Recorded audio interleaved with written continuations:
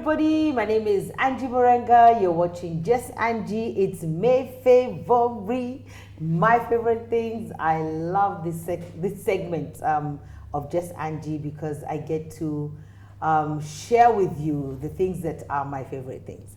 And today I have a special guest in studio, so I'm going to let her introduce herself. I know her as Valentine, so I want to hear everything else that I don't know about her. And she's going to introduce yourself. So Valentine, please look into that camera. Introduce yourself to the Just Angie family. Thank you so much for coming, and then we're going to have a conversation. All right. Thank you so much for having me. Thank you, Mom. I'm very, very honored. As you've heard, my name is Valentine Wangoi, Grace Wangoi. Let me add that part because my grandmother will not be happy if I don't say her name. If you don't say Grace. Oh. But Grace Wangoi is my grandmother's name. I'm an only child. And I love the Lord. I'm a son in the kingdom, and I thank God. I am a chiropractor by profession, which is, we'll talk about that as we go along. But I love God. I love Jesus. I love to sing. I'm one of those people who will annoy you when you're driving because I will sing. I am very sorry, but I will sing and I will dance if I'm able to dance. Really? But yes, I'm a worshiper at heart. So I was one of those kids who, if anyone told you, do not ride with me because I'll ask you a question from here to there. What's the name of that tree? What's the name of that house? Goodness. Which town are You're we those in? children. I was those children. God, Valentine. That was me. So that has followed me until throughout now. your life, yeah. Yes, yes. But I'm really grateful. I found you serving in the Mantle of Deborah space. I think that's where I first engaged with you. Yes. And then I remember they got me a gift, so you brought me my gift. Yes. I love gifts. Gifts are like me and gifts we're synonymous. We know how to get you. Yeah? We know how to get you. And it was such a beautiful gift. It was a set of suitcases for travel. Yes. But then I think that's the first time I engaged with you and you told me you're a chiropractor. So I was like, wow. So tell me about, how did you get into chiropractic? I will say chiropractic found me. I didn't find it in a sense. So my mom's a medical doctor. So she is. Ever since I was a child, I was following my mother's footsteps. Mommy, I knew I was going to be a doctor. Come what may, come rain, as in I was set. What actually happened in high school, my mom traveled to Australia to go and do her postgraduate in neonatology. So that's to do with small babies. Small babies, yes. So when she went, I used to go visit, in high school, go and visit. And I'd always say, if I'm leaving Kenya, the country I'm going to is Australia. Because I was tired of the US. Kila mtu anaenda US. Surely. I'm like, there are other countries apart from the US. Yes. So I fell in love with Australia. So I was actually going to go pursue my medical degree there. But pursuing medicine internationally anywhere is quite a process and very expensive and quite a tedious process. So it was like, okay, let me get into nursing, then I'll get in medical school. That took long. So I started the process. I got into school, but my visa was delayed. Of nursing now? Yes. So, because I was going to get nursing, then get into medical school. So when it was delayed, the uni said, we've extended too long. So we'll have to defer for a year. So I started medical school here. So I'd even thrown it in the bag. I was like, I'm not going to follow through. Let me finish what I'm doing. Halfway through, my mom went back to Australia for a checkup. One of our family friends there took her to see a chiropractor, and they started talking about my story, what happened. And the doctor's like, just let her come and do chiropractic. That is it. What? That is Mom went to Australia. Yes. Somebody took her to see a chiropractor. Yes. And they shared your story. Yes. And that is how I got into it. I can't believe it. Even our other, because we now have two favorite chiropractors. Yes. We also have Dr. Immaculate. That's the same thing. Like, somebody saw something and I said, let her come. So this doctor says, come, let her do this chiropractic. So is it under the doctor? No. So you go through school, but the doctor who had recommended had me shadow him. So I'd always go to his clinic, I'd go and see. Also because it wasn't something that we were used to in Africa. So I needed to have that introduction to it. Because again, if you listen to those who are used to it, they think I grew up seeing a chiropractor, I was injured. Me, I'm like, us, we've not seen a chiropractor. Nothing, absolutely. Me, the first time she aligned my back, I was like, yeah. What? And then the other thing that happened to me is I slept. I blacked out. Yes. And the things she was doing, that machine, the table and the bed kept doing like that. But it was such a healing process. Yes, it is. that I was like, so how come I've never done this before? Anyway, so first you had somebody to shadow, you had somebody to mentor you, you had somebody to see the practice. Oh my goodness. So you did go to Australia then? Yes, I did. I did. So I did my undergraduate, and in the process found out they have a school in South Africa, and I was like, now you're telling me, but I'd already started in Australia. So. And undergraduate in chiropractic. Is there something so like that? What's it called? You do a bachelor's degree in health science, chiropractic, and then you continue into a master's. So the master's is where you get into the clinical aspects. The bachelor sort of gives you the core underpinnings. The university has since changed it, so it's like a double degree at the moment. But when we went through, it was a bachelor's and a master's. So I came out with that. You did both the bachelor's and the master's? Yes, because you can't practice without the master's. Well thank you. And then after that, I did delve into a few other courses. So I have done functional neurology, which is a whole ball game in its own. I did explore chiropractic in pediatrics as well. So those are just other gamuts. For children. Yes, for children as well. So. But let me now, so you were going to be a medical doctor, then you wanted to be a nurse, then you're going to do nurse and then get into medical, be a medical doctor. Now you're doing you're a chiropractor. Yes. Did you enjoy it when you went? Did you find out that this is what you love? It was very hard. It was difficult, I guess, because one, I went to Australia young. Where was mom? Had mom come back? Yeah, she had come back. And then two, but you said you loved Australia. Anyway. I loved the country, but you know, it's one thing to say one thing until you get into the situation. You don't know. So I didn't mind the fact that I was in Australia. I think it was just the culture shock, the change. You're just like, what have I just gotten myself into? With the course, the difficulty wasn't because I didn't quite enjoy it. There was still that bit in me that wanted to go back to medical school. So I always had that wrangle, but over time I sort of just worked my way through it. Have you settled it within yourself now? Yes, I have.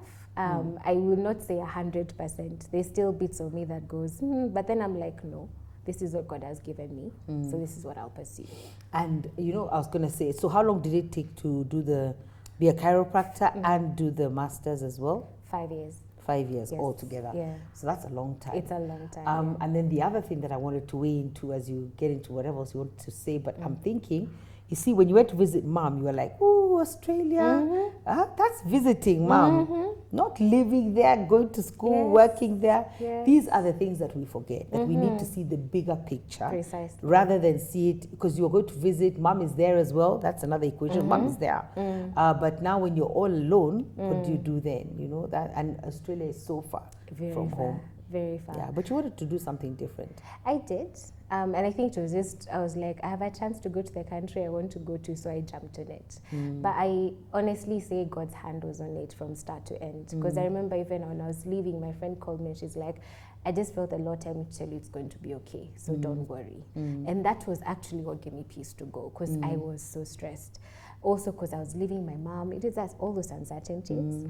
But as much as it was a very difficult journey, I don't think I would trade it because of who I've become. I would say Australia, beyond educating me, grew me with the Lord. Wow. So I grew you with the Lord. Yes, because that's a good thing. I was alone. It was me and Jesus. I had no other one. Is it that there were no friends? Is it that you're a person of color and there's nobody else to hang out with? What is the problem? Well, okay, the color bit. Okay, let me just put it for me. I don't let racism get to my head. Okay. Because one thing I said is I don't want my skin color to be the reason I say I can't prosper in a place. So even if it was there, I think because for me personally, I had put that in my head, it wasn't affecting me.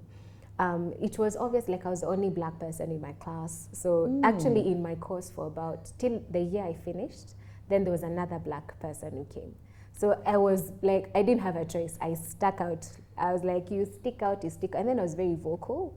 And then also because I love studying. So, you know, I'd always answer questions. So we're like, hey, who be that? And I'm like, okay, Sawa, slow down. But it is something I think for me, it challenged me to the cause, like whatever it is that I'm here for, God knew. And God walked me through the journey in terms of I had to, I think actually I started speaking in tongues in Australia. I started singing in the Spirit in Australia. I got baptized again in Australia. I got to encounter so much with the Lord when I was there. So I was like, even if it was just for this, God, I'm okay. Wow. One of those things. Were you part of a church? Yes, I was. I was community? a part of a church community, which was amazing. They really groomed us and matured us and worked with us. I probably, one of the things I probably had was I moved around a lot whilst in Australia. So sometimes you never had that chance to really settle down for a long period of time. So that sort of affected the quality of relationships I had. But I always, whenever town I went to, the first thing I looked for was, can I find a church? Why were you moving around a lot? Partly because of work. Either because of finishing contracts, because I was working as an associate, so finishing my contracts, and I think partly because I liked to travel. And my career gave me that chance. I could travel and I could work. Okay. So I did quite a few locums, which took me to parts of Australia I wouldn't have gone any other way. So I think I managed to explore that aspect of me as well. I was able to do things I couldn't have done. We went for conferences out of Australia to other countries because of it. So it widened me up as a person beyond just learning the clinical aspects of everything. You had to step out because you have to, and you really just have to be good at what you do because people are still looking at you. You're black. I can't ignore that, but they can't ignore your good. They cannot ignore your work, and that's what I always tell people living abroad. Yes, if it's there, it's there. But there's one thing they can't deny is if you're good at your work. Your impact and your work. Your impact, your influence, your work, they will never forget. So even people who, like I have some patients who still message me on Facebook, we miss you. Australia. Yeah, they're like, we miss you, come back. And it's a blessing on me and I'm humbled because at least I know I did something. So I always say, but don't be blinded. If God calls you out there, go and do your best. Like be the best you can be. That they can't deny that.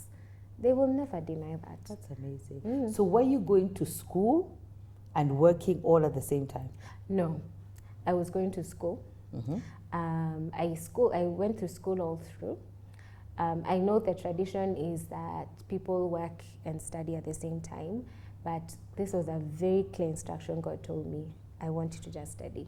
So study first. Study first. Then now when you start working is when you got to go to all these different locales. No, even when I was in school I traveled, but when I started working I was working in the movements. Okay. Yes. So why did you come back to Kenya? Initially burnout. I was very tired. Really? Very, very tired. Wow. I always say How do you recognize it? Because somebody out there could be out there and they are burning out and they don't know. One of the simplest ways I say is if you find what you normally do is difficult. Okay. That's a sign. That's already a sign you're burning out. You're burning out. So if you're used to having, you wake up, you go for a walk, you run.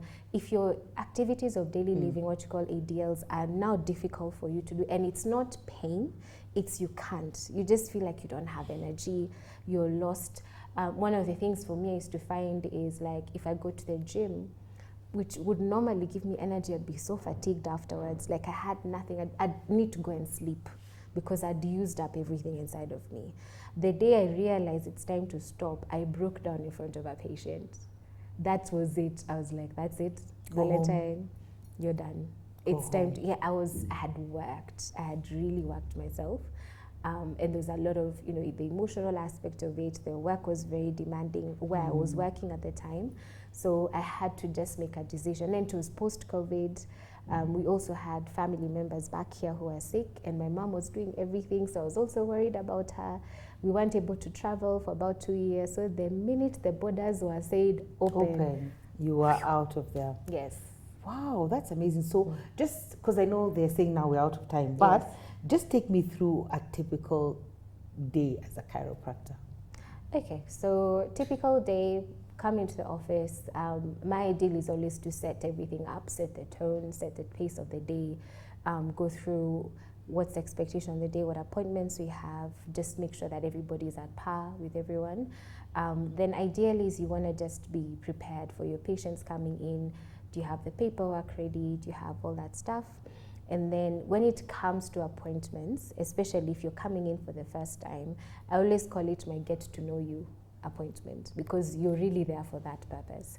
It helps me understand why you're there, who you are, but also gives me a picture of the kind of what exactly you're looking for and why you're here and how I can help you, and whether I am the person to help you. Because it's important to know whether I can help you or I can't.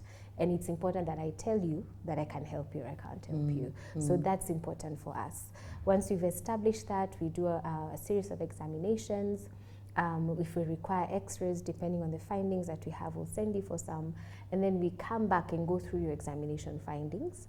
And based on that, we'll be able to tell you, based on your findings and based on your goals, this is what we can do. Okay. And whether you want to do it short term, long term, medium term, but at the end of the day, I want to make sure I'm helping you get what you want. Okay. Yes. So for me, my understanding, without 5 years of study, is the chiropractor sort of aligns your body. Yes.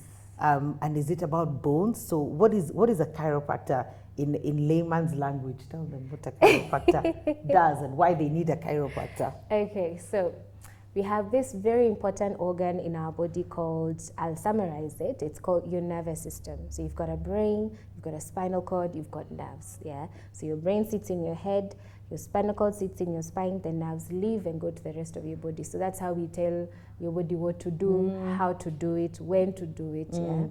Now, it's so important to our bodies to the degree that we needed a bony structure to protect it. Okay. Yeah, so we have your spine, what we call vertebral column, the bones on your back, yeah, and you've got a skull to protect your brain. So what happens is over time, because of the relationship between your spine and your nervous system, over time, because of our day-to-day stresses, whether it's physical stresses like running, walking, chemical stresses, maybe the foods you're eating, medications, or exposing to things you don't know, could be mental stresses, your spine has to now try and adapt and cope depending on what's going on a day-to-day. Now, it can only do that for so long until it starts shouting, I need help. I need help. Because you don't have another spine. And also what happens with the spine, it locks up to adapt. So let's say if I'm sitting badly, I'm going to adapt in that posture. I adapt in this posture. For a period of time, I'll be okay. But after a while, the body's like, this isn't working for me. The challenge is your body can't correct itself. Because you've already now discorrected, if there's such a word. So now it's going to try and work around it. So if I'm sitting like this, my body might decide to bring me this way. And then I may go, okay, this is not working, so I might decide to drop the shoulder. So depending on what the adaptation for that body is for that time, so what ends up happening over time is the pains we feel tend to actually be adaptations over time. Your body is just trying to cope with your life, and then it's like, I can't do it anymore. So by the time you're feeling pain, it's your body saying, I've tried everything I can to cope. Nimeshindwa. So when we come in, we're coming to assess. That's why we need to examine you. We assess, what have you been doing? What has your body been doing? How has it adapted? How has it coped? And then we try and help it unwind itself until you find that rhythm.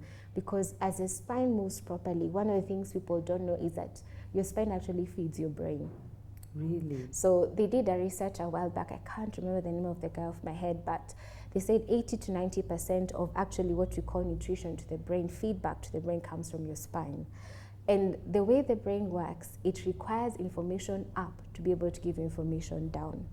So if my spine is not moving well, what I'm doing is I've toned down what my brain can actually utilize to help me survive in my day. So you need to have a good, proper working spine to actually have a healthy nervous system. That's amazing. So in essence, we're really helping you adapt. So you'll always hear us say adaptability to stress. You'll hear the concept of neuroplasticity. It always works. So a healthy spine really is a healthy brain. And also a healthy brain is a healthy spine. Because also your brain, they all work two ways. They all talk to each other. So it really just depends on what's happening out there and how can we help you. Either one, you need to learn to change your environment, but if you can't, how best can we help your body be able to cope with that environment? So at least, like, if you're running for a marathon, you don't wake up today and tomorrow you run. Practice. You practice. Put in the time. You put in the time, you put in the effort, yeah? So that if your body was at 50%, by the time you're running the marathon, you're at 100%. Yeah. But what we do in our own lives is we run marathons when our bodies can't are run not those ready. we are That's not a ready. good one. That's a good So one. you always Valentine. tell people you have a choice. You can either stop running the marathon or you can build your body up to cope with your marathon. And often it's hard work to build. So people like being lazy and just like, oh, you know, I'm like, no. What do you want to do? Do you want to be holding your children for the rest of your life? Yes. Keep your body well. Do you want to see your grandchildren? You want to see your grandchildren? Look after your body. Do you want to keep running the way you run? Look after your body. Do you want to keep working the way you work?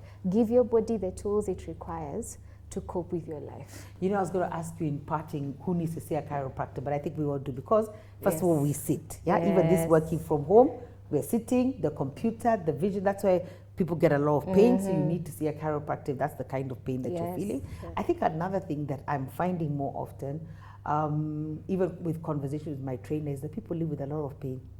People have learned to live with pain, and they're like, I'm not addressing that issue, but we take painkillers. It's become normal.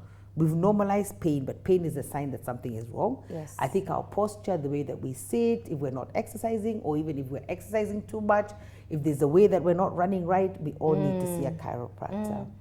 All the way, and even I always say all the way down to children. Like the intensity of how a healthy moving body for even a baby who's just been born is important for their brain development is so key and critical. So as people, it doesn't matter from birth till the day you're dying, you should be seeing a chiropractor. How often? As often as your body needs. Really? Yes. So the body will determine? The body will determine. So that's why we always go through those exams, and then you know where you're at. Are you coming in more often or more less? But at the same time, the aim at the end of it all is also to empower you, so you're able to look after yourself, so that you're able to do more to help yourself, and you're not having to have, consistently having all these things. But again, when you look at the way the world is at the moment, we have more stresses without even knowing. We have a lot of stress. We have more technological advances which are meant to make our life easier, but surprisingly, the stress has also shifted with it as well. So we are adapting at actually a much faster rate than our bodies are adapting. So we are putting ourselves under more stress, under more demands on us that our bodies haven't been able to learn to deal with. Yeah, so there's always that challenge of, like, I think of our grandparents, like they lived a hard life, but they worked. They weren't so complicated, they didn't have so much. But, the life wasn't as complicated then, but we seem to have an easier time than they had, but we are sicker than them. We have more issues than them. We do. For the first time, they're saying now parents are actually expected to outlive their children, which is actually a very sad statistic to hear. But it's a life we're in. We're sedentary, we're under more stress, we're exposing ourselves to too much radiation, too many things going on. We are literally bombarding ourselves. But the amazing thing is our bodies are still here. So there is more we can do for ourselves if we learn what to do, how to do it, and when to do it, and be willing, because it's a lifestyle. You're never gonna get it like 100% perfect, but you wanna make sure as best to your ability you're doing what you can to keep your body going. Wow. Valentine, that is so much amazing information. I just kept hearing God say, you have to get Valentine on Just Angie. So I'm really grateful that you're here. Thank you. I think your practice, this is February, so the practice started in January. Yes. We'll have all the contacts and all the details, and I think you should visit her. And I was going to say, it's amazing that you're the chiropractor, because even your voice, your gentleness. Even some of us cannot be a chiropractor, will be shouting, startling the guests. So I think even your posture, the way that you speak, you're gentle. It's just so aligned. That's how I want my chiropractor to speak. I want my chiropractor to be singing almost to me. So really, Anna, we're so proud of you, and well done. Thank you. Continue the work that you're doing, even serving Apostle Isi, amazing. Amen. And just keep doing what you're doing. And I can't wait to see the kind of success that you're going to enjoy. We thank God. Thank you so much. Yeah, God bless you greatly, and thank you for coming. Thank you. Thank you for having me. Thank you. Thank you. Meskia, chiropractor, pick up the phone and go and see how your body needs alignment. Thank you.